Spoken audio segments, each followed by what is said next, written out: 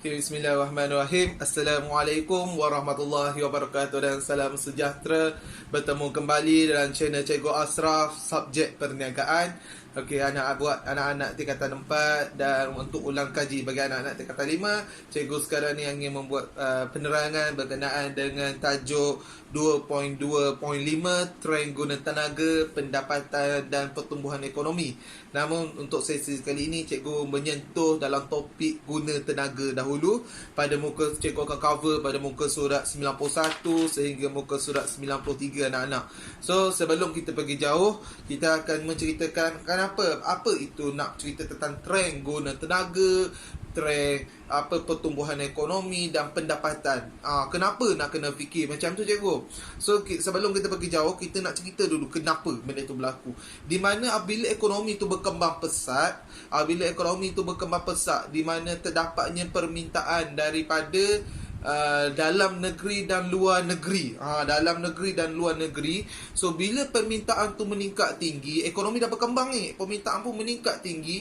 Bila permintaan meningkat tinggi, kita sebagai pengilang ataupun syarikat yang buat produk, mestilah kita pun bila permintaan tinggi, kita pun nak menghasilkan pengeluaran yang tinggi. Okey, so permintaan tinggi, pengeluaran pun tinggi. Bila pengeluaran tinggi, jualan kita tinggi tak selepas tu? Mestilah tinggi disebabkan oleh permintaan yang tinggi. Bila jualan kita tinggi, kita dah dapat untung yang banyak, betul? So bila dapat untung yang banyak, anak-anak, kita akan terus pergi kepada syarikat tu. Bila dah untung, dia akan dapat meningkatkan lagi kadar bayar cukai kepada kerajaan.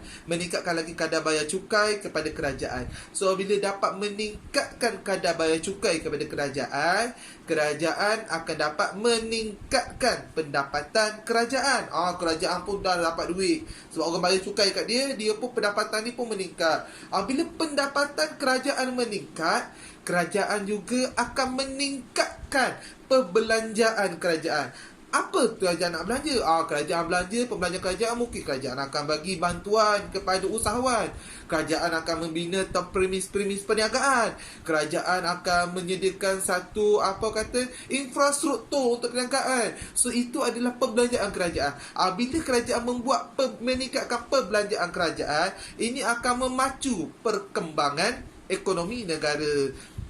So cikgu akan cerita mula-mula ekonomi berkembang. Ekonomi berkembang kerana apa? Permintaan meningkat. Bila permintaan meningkat, pengeluaran meningkat. Bila pengeluaran meningkat, jualan meningkat. Apabila jualan meningkat, keuntungan pun meningkat. Bila keuntungan meningkat, syarikat kena bayar cukai kepada kerajaan. Pendapatan cukai kerajaan meningkat. Bila cukai kerajaan meningkat, pendapatan negara pun meningkat. Bila pendapatan negara meningkat, perbelanjaan negara meningkat. So itu ada rumusan dia. Ada 6 semua sekali anak-anak rumusan dia. Okey, so cikgu nak pergi kepada guna tenaga.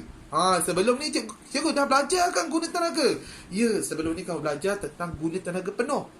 Maksud guna tenaga penuh ialah pengangguran kurang daripada 4%. Itu guna tenaga penuh. Ni nak cerita apa itu guna tenaga.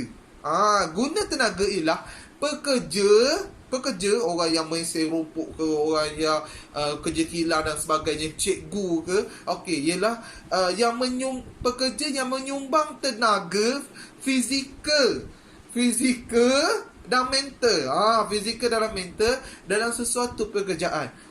Mental ada juga. Yelah, contohnya macam cikgu kena ada mental, nak kena fikir, nak kena belajar, nak kena susun pembelajaran orang engineering, nak kena fikir macam mana nak kena baiki suatu mesin dan sebagainya. So itu adalah penggunaan mental. Fizikal ni dahulah angkat berat dan sebagainya. So bila kita membincangkan tentang guna tenaga anak-anak, cikgu nak fokus kepada bidang-bidang yang kita nak tengok sekarang ni. Ada 2 bidang yang dalam guna tenaga, ada 4 bidang semua sekali, iaitu bidang profesional, bidang pembinaan yang kita boleh masukkan dia dekat luar, kita akan fikir dekat luar negara nanti, dan dalam negara kita akan tengok bidang pengeluaran dan bidang R&D. Ada 4 bidang semua sekali anak-anak. So bidang profesional ni apa cikgu? Bidang profesional ni ni adalah orang yang berkemahiran tinggi. Okey, orang yang berkemahiran tinggi. So dalam bidang ini ialah keboleh kerjaan seseorang itu sangat dititik beratkan.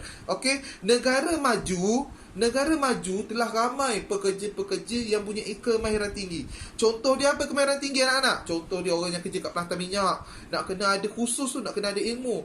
Orang yang ada engineering. Orang yang ada apa? Kemahiran tinggi ni. Contoh dia lawyer. Apa lagi kemahiran tinggi? Orang yang menggunakan teknologi-teknologi yang canggih ni. Arkitek dan sebagainya. Itu adalah orang yang berkemahiran tinggi.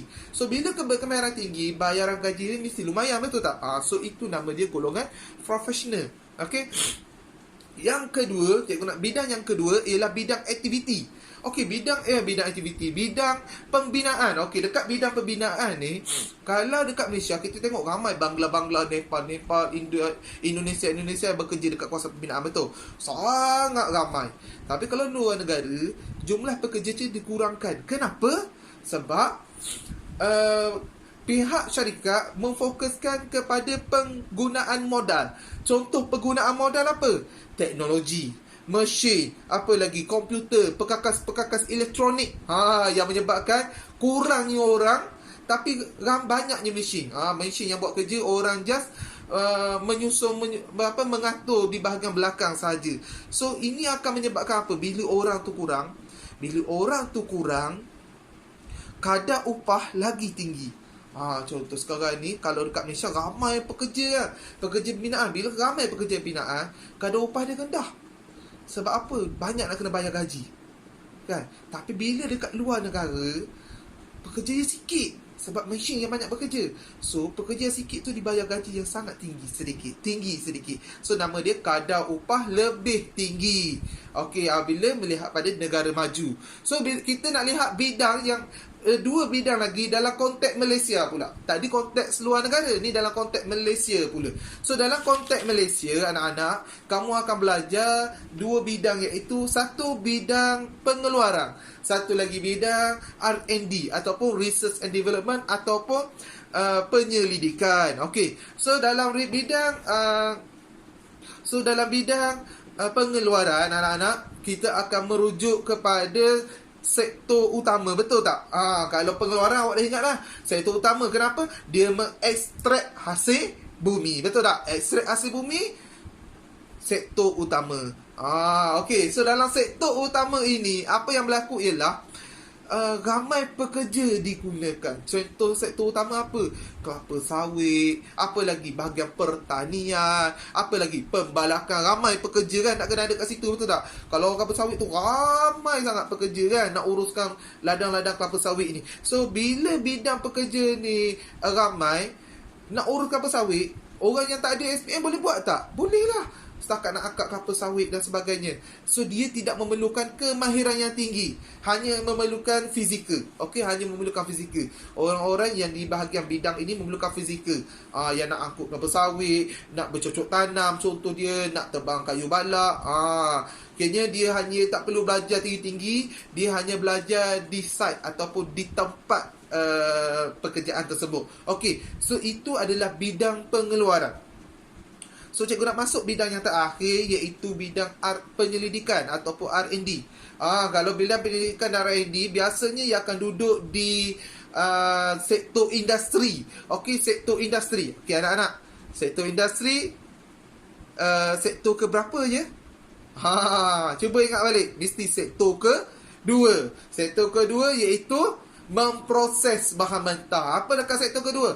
Pembinaan, guna tenaga, guna tenaga industri, betul tak? Apa lagi satu lagi cikgu lupa dah. So ada 4 semua sekali dekat situ. Cuba anak refresh balik dekat sektor kedua. Okey, so dekat sektor kedua ni, dekat bahagian bidang penyelidikan ni, apa yang nak akan buat? Okey, di sini ialah ekonomi bergantung ia nak mengurangkan kebergantungan kita dekat sektor utama. Kita nak fokus dekat sektor kedua. Kita nak proses bahan mentah tu. Minyak sawit kita proses jadi apa? Jadi minyak masak, betul tak? Minyak sawit kita proses jadi apa? Minyak untuk apa? suplemen, betul tak?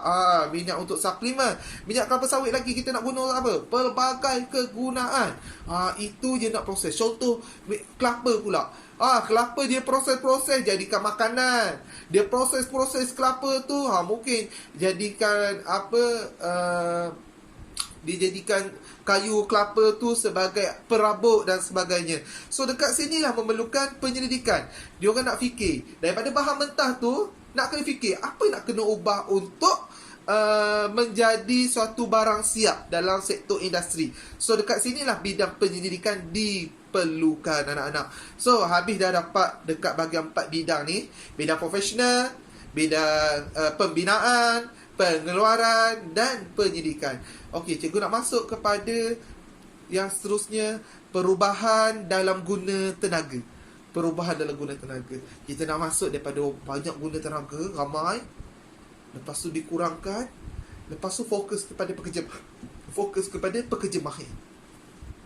So, cikgu akan cerita dekat sini dalam perkembangan perubahan dalam guna tenaga terbahagi kepada 3 fasa anak-anak. 3 fasa. Fasa pertama, pertambahan bilangan 3 fasa. Fasa pertama, pertambahan bilangan pekerja. Fasa kedua, perkembangan teknologi. Fasa ketiga, kepakaran guna tenaga. Okey, kepakaran guna tenaga ataupun kemahiran tinggi. Okey. So kita lihat fasa pertama, di mana pertambahan bilangan pekerja.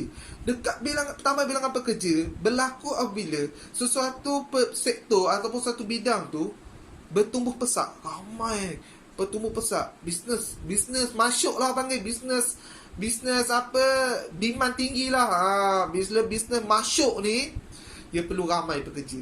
Masuk, saya nak pekerja. So dekat situ tak perlu pekerja mahir, hanya pekerja biasa je masuk untuk bekerja. Contohnya kita fikir kilang buat kuih. Kilang buat kuih raya. Ramai pekerja diterima masuk untuk buat kuih raya. Nak raya lepas ni kan. So ramai pekerja diterima masuk untuk buat kuih raya. So semua pekerja, makcik Kia, makcik Senar, makcik Bedah, semua masuk bekerja. So bila ramai pekerja masuk dekat kita, dekat kilang tersebut, berlakulah pertumbuhan ekonomi. Duit semakin banyak, perbelanjaan semakin banyak, gaji untung semakin banyak. Bila untung semakin banyak, duit dah banyak, pergi pada sektor kedua, iaitu perkembangan dalam teknologi. Pihak pengurusan fikir.